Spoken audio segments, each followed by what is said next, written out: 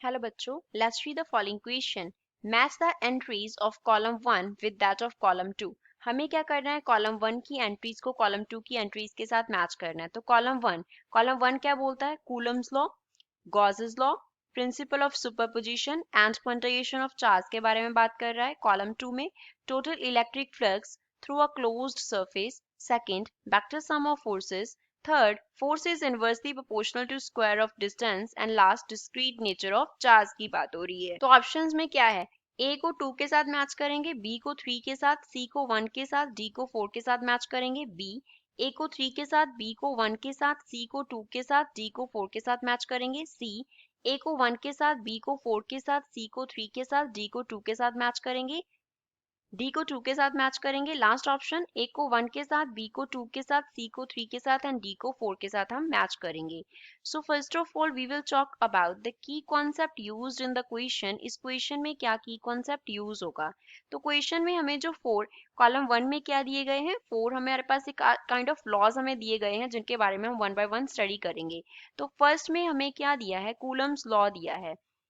First is Coulomb's law. अब Coulomb's law में हमें क्या मिलता है? इलेक्ट्रिक फोर्स का रिलेशन मिलता है. इलेक्ट्रिक फोर्स का रिलेशन होता है. अब इस पे सपोज हमारे पास इधर को चार्ज Q1 है, इस तरफ हमारे पास कोई चार्ज है Q2. इन दोनों का जो डिस्टेंस है वो कितना है? R है. इन दोनों का डिस्टेंस R है. तो जो इलेक्ट्रिक फोर्स एफेक्ट करेगा वो कितना होगा?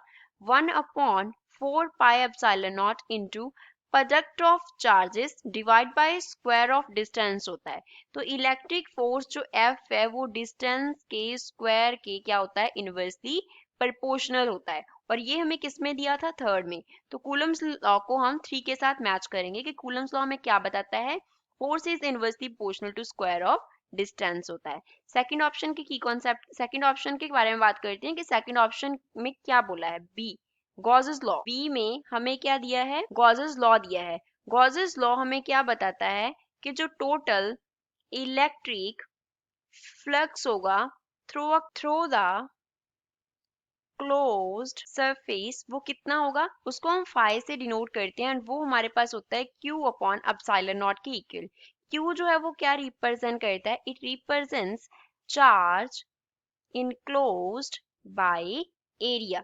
एरिया ने कितना चार्ज जो है वो इनक्लोज किया है. तो गॉसेस लॉ हमें क्या बताता है? Total electric flux through a closed surface बताता है. तो गॉसेस लॉ को हम मैच करेंगे फर्स्ट के साथ.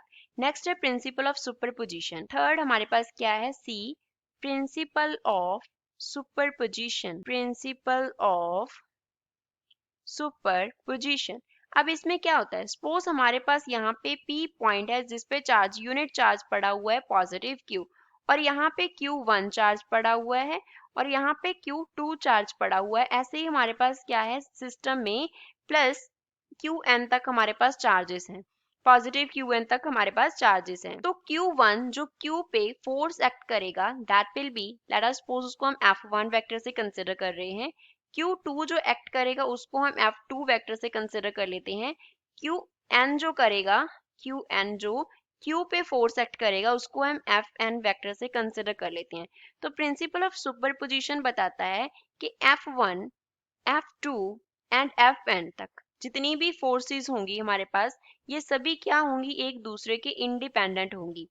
इंडिपेंडेंट का मीन्स है कि Q1 की जो फोर्स है वो Q2 की फोर्स पे डिपेंड नहीं करता एंड ऐसे ही किसी भी चार्ज का फोर्स किसी दूसरे चार्ज की फोर्स पे डिपेंड नहीं करता. और अगर हमें टोटल फोर्स निकालना हो, टोटल फोर्स, तो वो क्या होगा? सम होगा, वेक्टर सम होगा ऑल फोर्सेस का. Vector sum of all forces. That means total force F vector क्या हो जाएगा? It will be equals to F1 vector plus F2 vector plus up to so on plus Fn vector. तो principal of superposition हमें क्या बताता है? Vector sum of forces. तो इसको हम मैच करेंगे सेकंड के साथ. नेक्स्ट आता है क्वांटाइजेशन ऑफ चार्ज. ई में हमें क्या दिया है? Quantization of charge.